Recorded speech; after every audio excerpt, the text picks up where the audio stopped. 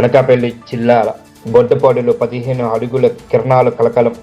అనకాపల్లి జిల్లా దవరపల్లి మండలం పాతబొడ్డుపాడు పరిసర ప్రాంత పొలాల్లో భారీ గిరినాగు రైతులను అరలెత్తించింది. అందరూ చూస్తుండగా ఓ పొదల్లో దాగుంది. సుమారు 15 అడుగులు పొడవున్న కింగ్ కోబ్రాను చూసిన గ్రామస్తులు భయభ్రాంతులకు గురయ్యారు. వెంటనే స్నేక్ క్యాచర్ కృష్ణకు సమాచారం అందించారు.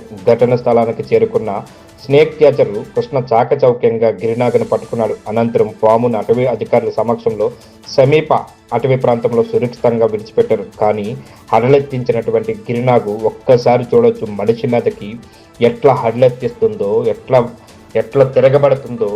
ఆ పామును చూస్తే ఎంతటి వారైనా భయభ్రాంతులకు గురవ్వాల్సిందే.